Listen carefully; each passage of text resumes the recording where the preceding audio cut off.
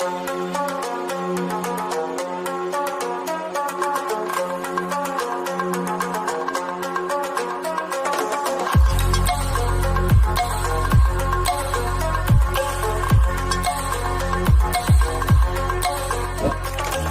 तक आपने चैनल को सब्सक्राइब नहीं किया तो जल्दी से सब्सक्राइब कर लीजिए।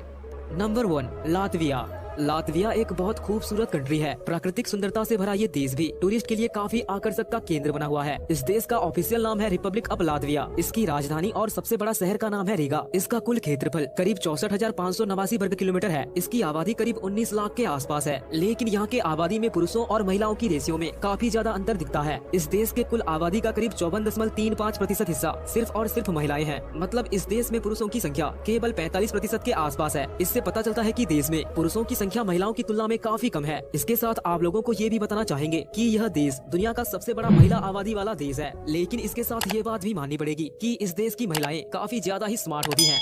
Number 2, Lithuania. लिथुनिया एक सुंदर यूरोपियन कंट्री है। इस देश की प्राकृतिक सुंदरता का उपभोग करने के लिए यहाँ भी हर साल लाखों लोग आते हैं। लिथुनिया का ऑफिशियल नाम है रिपब्लिक ऑफ लिथुनिया। इसकी राजधानी का नाम है विल्नियस। इसका कुल क्षेत्रफल है 65,300 वर्ग किलोमीटर और इस देश की कुल आबादी है 28,93,000 के आसपास। यहाँ भी पुरुषों और महिलाओं की रेशियो में बहुत ज्यादा फर्क नजर आता है। आप जानकर दंग रह जाएंगे कि यहाँ के कुल आबादी का करीब 54.20% लोग सिर्फ महिलाएं हैं। इससे आप तो समझ गए होंगे कि यहाँ पर महिलाओं की संख्या पुरुषों की तुलना में कितनी ज्यादा है। और इसी बात को लेकर वर्तमान में लिथुनिया का सरकार काफी ज्यादा चिंतित है, क्योंकि पुरुषों और महिलाओं की रेशियो में इतना ज्यादा फर्क होने की वजह से यहाँ पर ज्यादातर महिलाओं को अपनी पसंद का जीवन साथी नहीं मिल पाता। और दोस्तों, इसी कारण ही यहाँ की सामाजिक स्थिति खराब हो रही है। नंबर 3, क्यूरेको। आप में से कई लोग इस देश का नाम शायद पहली बार सुने होंगे। असल में ये देश एक बहुत ही छोटा सा आइलैंड है और ये कोई मशहूर देश भी नहीं है, लेकिन आज जो लोग घूमने फिरने के शौकीन हैं, उन लोगों के लिए ये बहुत ही पॉपुलर देश है, क्योंकि इस देश के प्राकृतिक सुंदरता को उपभोग करने के लिए हर साल यहाँ लाखों की तादाद में दुनिया भर से टूरिस्ट आते हैं। इस देश की राजधानी और सबसे बड़े शहर का नाम है विलमस्टैंड और यहाँ का कुल क्षेत्रफल है 444 वर्ग किलोमीटर और इस देश की कुल आबादी है करीब 1,63,425। लेकिन इस देश के कुल आबादी का करीब 54.5% लोग महिलाएं हैं। मतलब इस देश में महिलाओं की संख्या पुरुषों से ज्यादा है। और दोस्तों, इस बात को लेकर यहाँ के प्रशासन काफी ज्यादा चिंतित है, क्योंकि पुरुष और महिलाओं की रेशियो में इतना ज्यादा फर्क इस देश के विकास में बाधा डाल रहा है। Number 4, Ukraine.